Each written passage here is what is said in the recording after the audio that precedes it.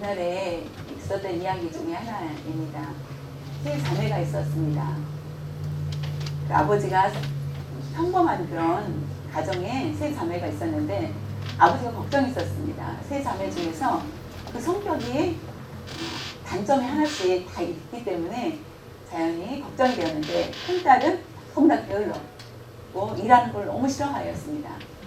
그래서 걱정이 많았고 둘째 딸은 물건 훔치는 그런 버릇이 있었습니다. 가만히 있지 못하고 물건 훔치는 버릇이 있었고 셋째 딸은 욕을 하는 거 계속 누군가를 욕을 해야만 하는 그런 성격을 가지고 있었습니다.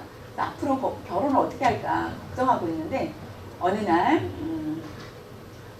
저기에 아들 셋이 있는 집이 있는데 끝에 아들 셋이 있는데 그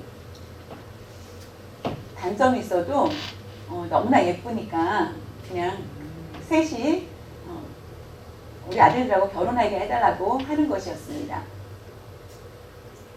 근데 우리 딸들이 단점이 솔직히 있다. 그래서 그 딸의 단점을 첫째 딸은 게으르고 둘째 딸은 물건 훔치고 셋째 딸은 욕을 잘한다 라고 얘기를 해줬습니다. 근데 부자의 아버지가 아들 둔 아버지가 세 아들 둔 아버지가 걱정하지 말라. 내가 다 책임지겠다.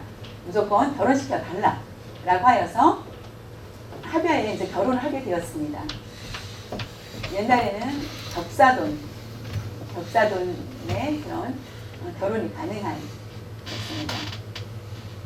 시아버지가 첫째 며느리가 게으른 며느리한테는 많은 종을 주었습니다. 종을 줘서 게으름을 내로 그냥 살게 하고 둘째 딸은 게으르게 그냥 종들을 하인을 많이 주었습니다. 둘째 딸은 물건을 잘 훔치기 때문에 아버지가 걱정하지 말라. 창고에 열쇠, 금고 열쇠를 주고 네가 마음껏 쓰라. 마음껏 네가 하고 싶은 대로 하라고. 아버지의 창고에는 좋은 것들이 많았기 때문에 네가 가지고 싶은 대로 열쇠를 줄 테니까 알아서 쓰라. 셋째는 직접 매일매일 셋째한테 와서 너가 하고 싶은 대로 매일매일 답답한 거를 얘기하라 라고 하자 시아버지하고 셋째 며느리 맨날 가서 얘기를 합니다. 그래서 어느 날 친정아버지가 너무나 딸들이 궁금하여서 어떻게 살고 있는지 궁금하여서 가서 물어봤습니다. 큰딸은 말하는데 아버지 저는 너무나 편합니다. 하인이 다 해주고서 좋고 둘째 딸은 창고에 금고에 많은 물건이 있어 너무 좋습니다. 셋째 딸은 시아버지가 매일매일 나한테 와서 막 자세히 물어봐서 나는 너무 힘들다 라고 하는 것이었습니다. 그때에 그 아버지가 가장 힘든 게 셋째 딸이구나 라는 마음을 가지고 돌아갔다는 이야기입니다. 셋째 딸은 그렇게 시아버지를 아직도 계속 비방하는 그런 모습이 있구나 라는 것을 알게 됐다라는 것입니다. 어떻게 하면은 고칠 수 있을까? 우리의 마음의 뿌리까지도 빼내는 것은 굉장히 힘든 일입니다. 우리가 이 세상에 살 동안에 다른 사람의 혼자 살 수 없습니다. 다른 사람과 어울려서 살아야만 합니다. 함께 어울려서 같이 살아야 하는데 그럴 때 많은 사람들과 우리는 악한 말을 하게 되는 경우가 많습니다. 비방하는 그런 말들을 많이 하게 됩니다. 그래서 그거는 굉장한 문제가 있게 됩니다. 사람을 통하여서 비방을 하는 거, 사람끼리 하는 그런 모습들을 우리는 많이 보게 됩니다. 우리가 신앙생활을 할 때에 그리스도인 입장으로서 우리가 다른 사람을 비방하는 모습들을 보여서는 안 됩니다.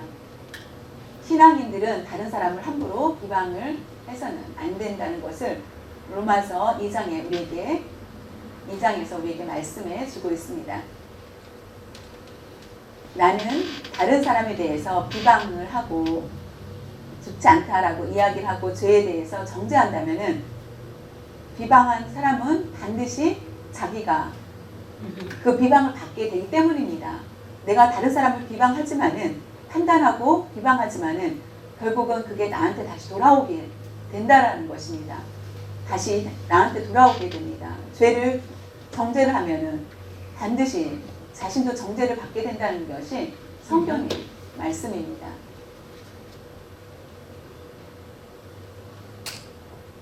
우리가 누워 있습니다. 집에 가서 누워 있는데 침을 뱉으면은, 누워서 침을 뱉으면은 자신의 얼굴에 뱉어지는 것처럼 로마서의 그 말씀 외에 신약에 보면은 마태복음 7장에 보면은, 신약에 있는 마태복음 7장에 비방하지 말라라고 우리에게 강하게 말씀해 주고 있습니다. 예수님께서 너희들 앞으로 다른 사람 비방하지 말라라고 우리에게 가르쳐 주고 있습니다. 그 이유는 내가 가장 깨끗하다라고 생각하지 말라라는 것을 말씀해 주고 있습니다. 마태복음 7장 1절에서 2절에 보면은 비판을 받지 아니하려거든 비판하지 말라.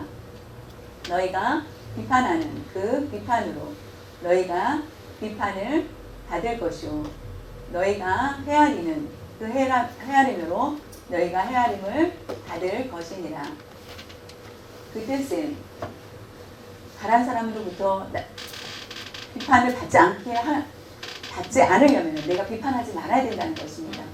다른 사람이 나를 비판한다는 것은 내가 이미 비판을 했다라는 거, 내 얼굴에 침 뱉기가 된다는 것입니다. 내가 많은 비판을 하였다, 또 많은 비판을 받게 된다는 것입니다. 근데 왜 나를 비판하지? 라고 하면서 자신이 했던 행동들을 잊어버리기가 쉽다라는 것입니다. 그것이 사람의 모습입니다. 내가 잘못했구나 라고 생각하지 않고, 자신은 잘못했다고 생각을 하지 않고 왜 나를 비판하느냐라고 하면서 자신의 생각은 모두 잊어버리고 하는 사람들의 그런 본성이 있습니다. 그런 것을 우리에게 하지 말라라고 가르쳐주고 있습니다.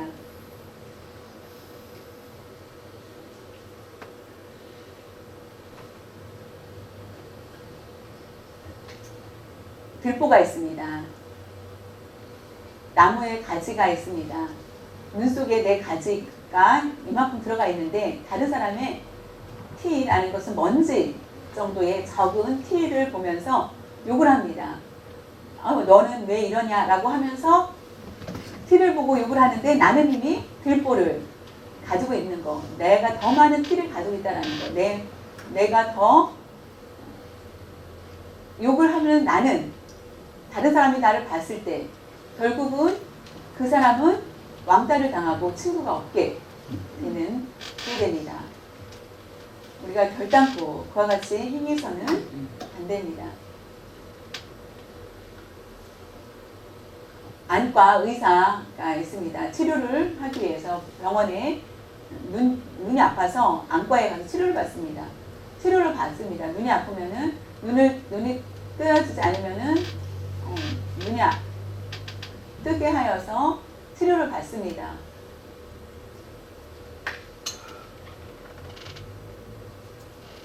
내 스스로 있는 병, 스스로는 내 병을 고칠 수가 없습니다. 다른 사람이 나를 치료해 주기는 쉽습니다. 그런데 나 스스로는 내가 그 병을 치료할 수 없는 거가 우리의 모습입니다. 내가 잘못한 것에 대해서 나는 알지 못하고 다른 사람의 잘못만 잘 끄집어내서 판단을 하는 경우가 너무나 많다는 것입니다. 두 번째로는 병원에 가보면은 침대가 4개도 있고, 어느 사람은 교통사고 나서 기부스를 하고 한 사람도 있고, 한 사람은 팔에 기부스를 한 사람이 있고, 어떤 사람은 얼굴에 기부스를 한 사람이 있습니다. 그러면서 너무나 웃겨가지고 막 웃는데, 그 사람은 다리 기부스한 사람, 팔을 기부스한 사람, 얼굴을 기부스한 사람을 보고 한 사람이 계속 웃습니다. 근데 그 사람은 그 두 다리와 두 팔을 올리고 있을 경우가 있다는 것입니다. 왜냐하면 자신은 잘 보이지 않고 상대만이 잘 보이기 때문입니다. 우리가 다른 사람을 비방할 때 눈으로 보았을 때는 칭찬 들은 것 같지만은 우리의 마음속에는 이상하다라고 그 사람은 칭찬을 주고 있지만은 그 마음속에는 아, 이 사람 이상한 사람이야 라고 생각할 수도 있다라는 것입니다. 우리의 신앙인은 우리가 칭찬을 주고 덮어주고 하는 것들을 우리가 책임을 다해야 합니다. 신학 가운데 야고보서 4장 11절에서 12절에 보면은 서로 비방하지 말라. 서로 예수님께서 말씀하시기에 사람을 함부로 비방하지 말라.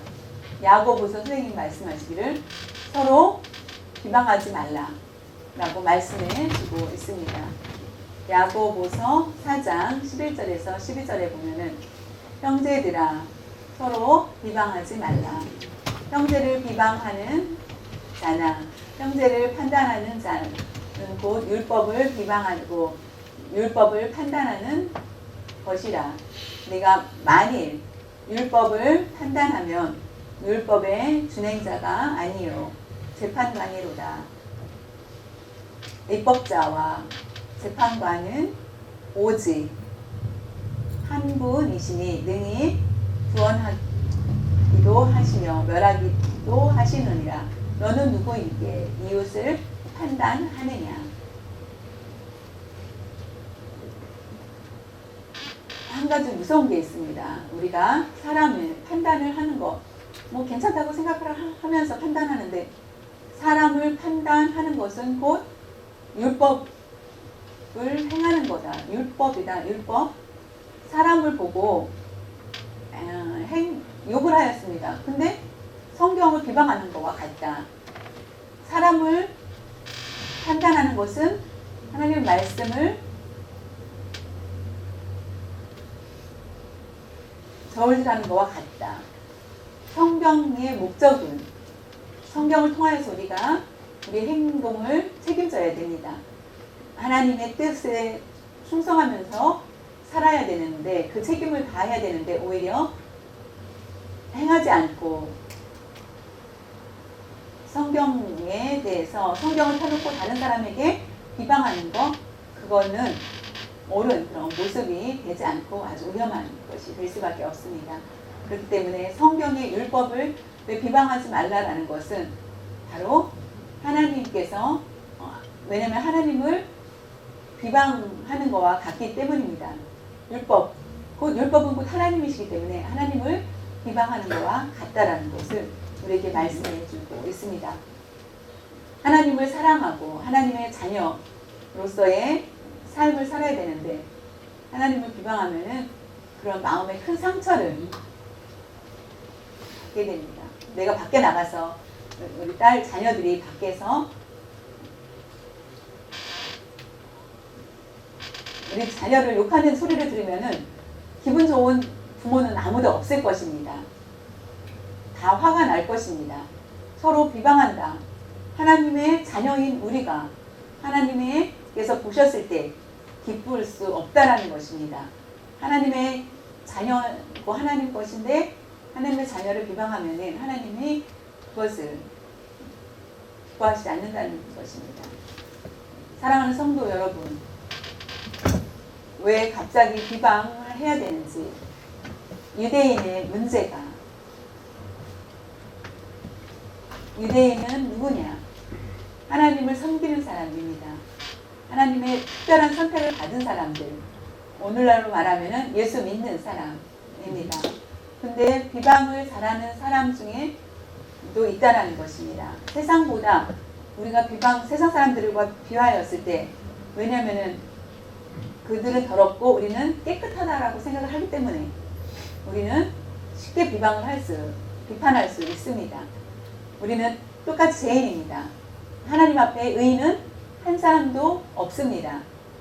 그런데도 불구하고 우리는 서로 비방하는 그런 모습들이 너무나 많이 있다는 것을 바울은 말씀해 주고 있습니다.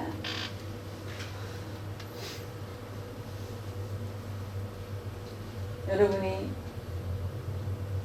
교회에 성도들이 목사 하나님께서 우리가 서로를 지켜주고 계십니다. 교회에는 곧 푸른 초장 쉴만한 강가 같은 그런 교회입니다. 사람 성도들은 곧 양과 양입니다.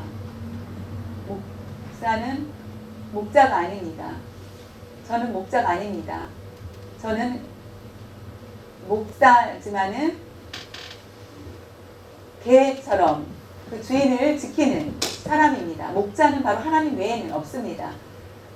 하나님 말씀대로 순종하여서 그 양들을 돌보고 하는 일들을 하는 것입니다. 밤에 위험합니다. 늑대가 와서 잡혀먹지 않도록 개가 우리를 지키고 있는 것처럼 그 양들에게 문제가 생기지 않도록 지키고 있는 그런 역할을 하는 것이 목사의 책임입니다. 목자는 바로 예수님입니다. 근데 서로 양끼리 서로 비방을 하고 그러면은 목자 대신 예수님을 비방하는 거와 같고 결국은 책망을 하여서 개를 통하여서 양들을 잘못된 길로 갔을 때 바른 길로 가게 혼내키는 것처럼 목사는 그 일들을 하게 됩니다. 잘못된 길로 가지 않도록. 우리가 성도들 관리할 책임, 영적인 아버지처럼 우리가 관리를 해야 되는 책임이 있습니다. 문제가 있구나. 충고를 하고 판단하지 않고 어떻게 하면은 좋을까라고 생각을 할 때 다른 사람이 와서 함부로 말을 하면은 저의 할 일이 없어지게 됩니다. 그거는 올바른 모습이 아니라는 것이죠. 서로 비방하지 마십시오. 가만히 있고 비방을 하고 싶다면은 예수님만이 할 수 있기 때문에 우리는 비방을 하거나 어떤 책임들이 목사에게 있기 때문에 부부가 서로 여보 왜 이와 같이 행하느냐라고 부부는 서로 충고할 수 있지만은 성도들을 함부로 가서 충고하거나 얘기하지 마시길 바랍니다. 비방한다면은 결국 자신이 그 사람이 비방을 가서 충고하고 비판하는 사람은 결국 자신이 올바르지 않는 사람이 더 많다는 것을 볼 수 있습니다. 예의 없다. 함부로 말하지 말고 예의 없다. 곧 내가 말을 하면서 예의 없는 그 사람이 티 하나를 가지고 얘기하는 사람이 스스로 들보를 많이 가지고 있는 사람이 수도 있다라는 것을 우리는 꼭 잊지 말아야 되고 꼭 조심을 해야 됩니다. 그것은 결국은 다른 사람을 비방하지 말고 위에서 기도하고 그 사람의 행동을 보면서 나도 그와 같은 모습이 있지 않냐라고 스스로를 진단해 볼 수 있어야만 하겠습니다. 사람 마음까지도 우리가 다 압니까? 그 사람 한 사람 한 사람의 마음을 우리가 깊이 알 수 없습니다. 그 사람을 꿰뚫어 볼 수 있겠습니까? 우리가 다 안다고 누가 말할 수 있겠습니까? 그렇게 그 마음, 그 한 사람의 마음을 다 알 수 있는 사람은 그렇게 할 수도 있습니다. 그러나 오직 하나님만이 우리의 마음을 모두 알고 계십니다. 누가 우리의 마음을 알아줄 수 있고 그 마음을 다 알 수 있겠습니까? 로마서 1장 내용에 보면은 사도 바울이 이방인들에 대해서 동성애에 대해서 책망을 하였습니다. 지난번에 말씀 나누고 이방인 그때에 이스라엘 사람들은 기분이 참 좋았습니다. 왜냐하면 이방인들을 책망을 하였기 때문에 우리가 하고 싶었는데 하지도 못했는데 바울이 담대하게 이방인에 대해서 책망을 하자 충고를 하고 하나님의 진노의 모습을 보여주었을 때 이스라엘 사람들은 기분이 좋았습니다. 마음이 시원한 그런 느낌을 가졌습니다. 근데 2장에 와서는 어땠습니까? 1장에서는 이방인에 대해서 얘기를 하였지만은 이 2장에서는 유대인을 책망하는 말씀을 보게 됩니다.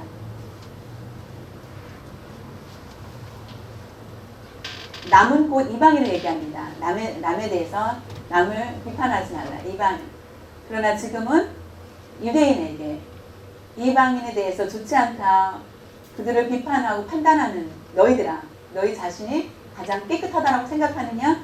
너희 자신을 돌아보라 라고 하면서 얘기합니다. 이방인은 세상 사람이고 유대인은 우리를 얘기합니다. 우리가 깨끗하지 않은 한 사람 한 사람을 사랑하기 때문에 우리가 한 사람 한 사람을 돌봐야 합니다.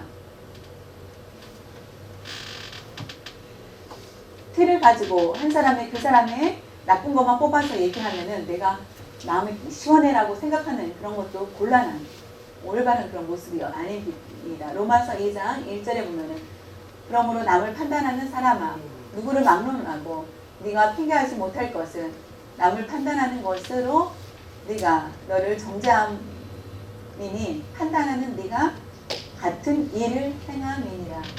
그것은 판단합니다. 아무도 막 비방을 합니다. 그런 것처럼 내가 그 판단을 받게 되고 내가 그런 사람이라는 것입니다. 내가 10번을 그 사람을 정죄하면 내가 10번을 정죄받는다. 그런 것입니다. 세상 사람 죄악이 더 클 수 있습니다. 우리가 동의를 합니다. 그런데 궁금합니다.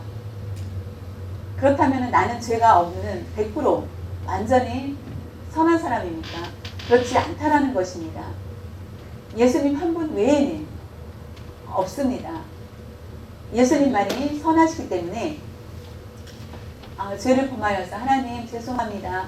회개하고 의로워지려고 노력하는 거지 처음부터 죄가 없다라고 할 수 없습니다. 오직 예수님만이 죄가 없으신 분이십니다. 우리가 제일 깨끗하다고 생각하면서 다른 사람을 판단해서는 안 된다는 것입니다. 감옥에 있으면서 서로 너 왜 왔어? 라고 하면서 자신도 그 감옥 안에 있으면서 너 왜 왔니? 라고 하면서 비판하는 거와 다를 바가 같다라는 것입니다.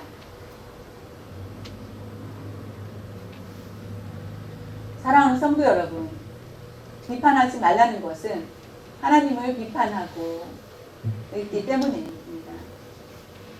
사람은 부족하고 형편을 잘 알고 계시는 하나님이십니다. 왜냐하면 이와 같이 악한 습관들을 가지는 것은 하나님이 우리를 너무나 잘 알기 때문에 그것을 안다면은 우리가 눈으로 보고 그대로 악을 행할 수 없다라는 것입니다. 우리는 절망 가운데, 그렇다면 주님이 우리를 보시고 절망할 수밖에 없습니다.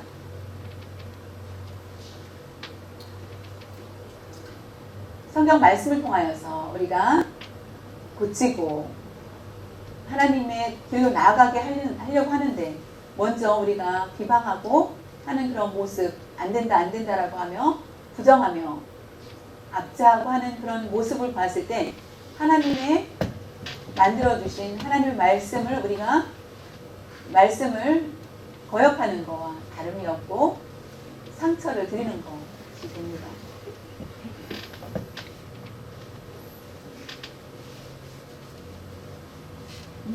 왜 유대인이 이방인은 쉽게 비방하고 정죄하였을까요? 나는 율법이 있고 그들은 없다라고 하면서 비교하였기 때문에 그와 같이 쉽게 판단을 하게 됩니다. 하나님으로부터 모세를 통하여서 율법을 받게 되었고 이방인들은 율법이 없다. 우리는 특별히 하나님께서 우리에게 율법을 주셨다라고 생각을 하여서 하나님의 말씀을 우리 더 낫다라고 자랑을 합니다. 율법을 가진 우리가 더 낫다라고. 성경은 곧 비교를 위해서 우리에게 주신 것이 아닙니다. 성경은 곧 그들을 가르치기 위해서 주신 것이 아닙니다. 성경은 나를 위해서 주셨고 나를 가르치시는 말씀입니다. 그 성경을 가지고 다른 사람에게 책망하고 다른 사람을 얘기한다는 것, 그것은 바울은 기가 막혀서 그것에 대해서 그 말씀을 전하고 있는 것입니다.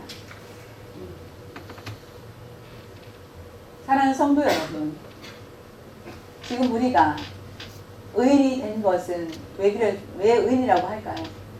우리는 죄인이지만은 우리는 의인이 되었습니다. 아니면은 옛날에 예수님을 믿기 전에는 방황을 하다가 예수님을 믿게 되었어요. 예수 그리스도인답게 살게 되었는데 그 원인이 무엇이었는지 지난 옛날에는 몰랐지만 내가 하나님 말씀을 보니까 성경 말씀을 통하여서 깨달아지고 그때부터 말씀대로 지키면서 완전해졌다라고 하여서 의인이라고 부릅니까? 율법을 통하여서 많은 훈련을 가지고 훈련을 쌓아서 의인이 되는 것이 아닙니다.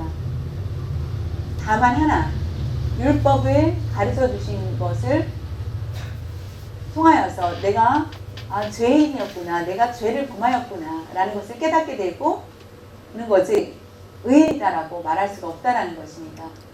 근데 의인이 될 수 있는 방법은 예수님 때문입니다. 우리가 예수님을 구주로 믿고 예수님의 그 십자가를 통하여서 죄 씻음을 받았다라는 것, 그것을 안다면은 의인이 될 수 있습니다. 어떤 방법으로 우리가 훈련을 쌓아서 의인이 될 수도 없다라는 것을 아시고 많은 성경 지식을 쌓아야만 의인이 되는 것이 아닙니다. 결단코 아니라는 것입니다. 우리가 모태신앙인들이 많이 모태신앙은 어머니 뱃속에부터 믿음을 가지고 태어났습니다. 예수님을 그래서 올해 70년, 80년, 90년을 믿습니다. 그래서 그 사람이 거룩해지는 것을 보게 되니까 결단코 아니라는 것입니다. 모태신앙이 나쁘다 이런 것이 아니라 모태신앙의 영적인 훈련을 받을 수 있고 영적으로 좋은 영양분을 충분히 받을 수 있지만은 그것이 의인의 조건이 될 수 없다라는 것입니다. 그러나 내일 죽게 되었습니다. 마침 복음을 접하게 되었고 깨닫게 되었습니다. 예수님이 누구신지 알게 되었습니다. 예수님은 우리의 죄에서 우리를 구원해 주시기 위해서 자신을 아낌없이 죽이셨고 십자가에 달리셨고 피 흘리심으로 말미암아 내가 구원을 받았다. 그것을 안다면은 진리를 깨닫게 된다면은 저는 예수님을 믿기 원합니다. 라고 예수님을 믿으니까 확실히 믿습니다. 라고 아멘을 하고 확신을 가지고 그 다음에 돌아가신다면 그 다음날 돌아가신다면은 그들은 구원을 받게 됩니다. 예수님을 알지 못하고 죽는다면 구원이 없습니다. 예수님을 믿었을 때 아멘으로 하였을 때 천국에 들어가게 되는 것 우리가 스스로 안타깝다. 날 때부터 믿지 말고 그냥 놀다가 내일 죽음 전에 예수님 믿으면 좋을 걸 세상의 맛을 다 보고 많이 놀아보고 내가 예수님을 믿을 거라고 생각할지 모르지만은 그것도 잘못된 것입니다. 내가 놀고 갔을 때에 참된 행복을 세상적인 것을 맛볼 수는 있지만은 쾌락은 느끼면 알지만은 주님이 주시는 참된 행복을 맛보지 못하고 간다는 것입니다. 쾌락은 있지만은 쾌락에서 끝나지만은 허무해질 수밖에 없습니다. 그러나 행복이라는 것은 내 부부와의 관계, 자녀들과의 교제, 다른 사람과의 관계, 서로 찾아와서 위로해주고 하는 것, 그 행복이라는 느낌은 굉장히 다른 것입니다. 예수님을 빨리 믿고 오래 믿음 생활한 사람은 행복의 맛을 오래 경험을 하게 됩니다. 그러나 내일 죽음을 앞둔 사람이 하루 전에 믿는 사람은 행복을 맛보지 못하고 죽음을 맞이하게 됩니다. 물론 이제 천국에 마지막에 예수님을 믿고 죽음을 맞이했기 때문에 천국에 갈 수 있지만은 우리가 그것이 결단코 언제 내가 죽음을 맞이할지 모르기 때문에 신경 쓰는 것보다 차라리 예수님을 빨리 믿고 편하게 예수님을 신앙생활하는 게 더 낫다라고 생각을 하게 될 것입니다. 그것은 바로 하나님은 우리를 너무나 사랑하시기 때문에 죄가 많든 적든 상관없이 용서해 주신다는 것입니다. 그것은 바로 예수님을 보내주신 것을 통하여서 그 그 큰 사랑을 알게 됩니다. 그래서 우리는 서로 하나님이 예수님을 통한 우리가 서로 비방을 해서는 안 되고 판단을 해서도 안 되고 모두 하나님께 맡기고 나아가야만 합니다.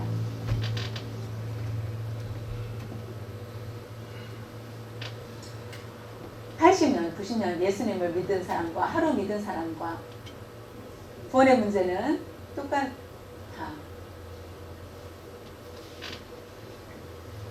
하나님과 교제한 그 복이 많고 짧지만은 구원을 받는 것이 똑같다라고 우리가 지금 예수님을 믿는 거 얼마나 감사한지 하나님과 교제할 수 있는 그 시간들을 많이 주셨기 때문에 감사합니다.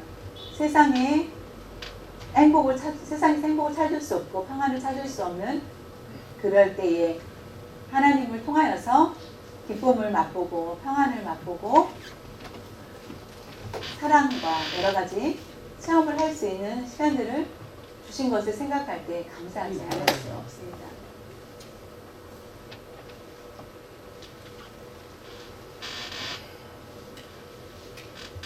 의를 얻기 위해서, 의를 차지하기 위해서 율법을 지키는 것이 아니라 자신의 뭐를 이루기 위해서 교회에서 많이 봉사를 해야만 점수가 좋아진다고 생각하지 마시고 예수님을 믿었기 때문에 우리는 구원을 받고 의인이 되었습니다.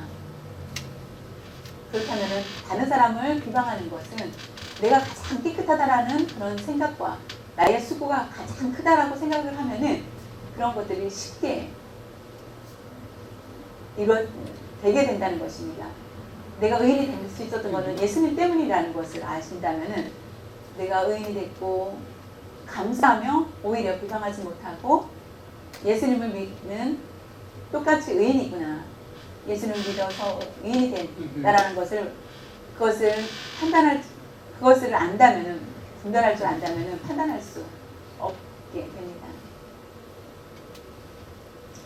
마지막으로 우리가 날마다 입을 열어서 수화로 매일매일 우리가 매일 수화로 칭찬이냐 비방이냐 어떤 얘기를 하고 있는지 얼마나 사람을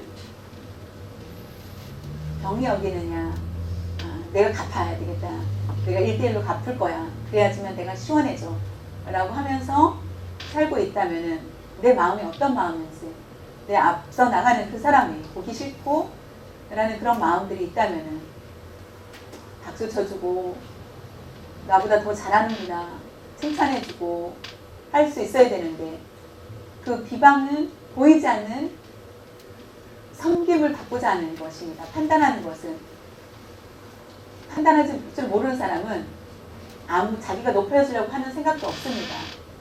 그러나 판단을 하는 사람은 겸손한 사람은 그와 같이 판단을 할 수 없습니다. 그렇지 않으면은 내가 더 높아지고자 하면은 자연히 판단을 하기가 쉽습니다. 내가 너무나 판단을 많이 했구나라고 사촌은 땅을 사면 배가 아프다는 말이 있죠. 여러분 그 속담이 있습니다. 사촌이 밭을 사면은 땅을 사면은 지금 유행하면은 사촌이 벤츠를 사면은 배가 아프다. 나는 중고차를 타는데 라고 하면서 할 필요 없다라는 것입니다. 잘 샀다 라고 하면서 내가 내 형편에 맞게 나는 차를 끌고 다니는 것이 나는 만족하다라고 하는 것 그런 모습이어야 되는데 똑같이 아주 형편이 안 되는데 벤츠를 사고 한다면은 결국은 배교나 우월의식을 가지고 산다면은 굉장히 피곤해질 수밖에 없다는 것입니다. 비방하지 말라. 서로 다른 사람을 섬겨주고 높여주다, 높이다. 다른 사람을 높이고 칭찬을 주고 칭찬해주고 인정해주고 그렇다면은 자연히 비방하는 습관들이 끊어지게 됩니다. 그러면 하나님이 더 많은 사랑을 해주실 것입니다. 하나님이 높여주시고 다른 사람을 높여줄 때 오히려 높여주시고 하나님께서 비방을 하면은 오히려 하나님께서 비방을 받게 하신다는 것을 알고, 우리가 날마다 하나님의 말씀을 묵상하고 있습니다. 다른 것에 대해서 우리가 곧 나에게 가르쳐 주신 것이라는 것을 알고 하나님의 자녀다운 일들을 이루기 위해서, 그 목적을 이루기 위해서 다른 사람에게 함부로 비방하지 말고 성경을 가지고 다른 성도들을 가르치려고 하는 것은 성직자들의 그런 책임이 되는, 여러분들이 서로 비방하지 않도록 노력하시기 바랍니다. 하나님께서 심판이라는 것은 엉터리로 심판하지 않습니다. 왜냐하면 하나님은 공의의 하나님이시기 때문입니다. 하나님은 진정, 우리가 사람은 엉터리로 잘못된 판단을 할 수 있지만은 하나님은 그렇지 않다는 것입니다. 거룩하시며 공의로우신 하나님이시기 때문에 하나님은 정확하십니다. 엉터리로 하나님을 믿는다면은,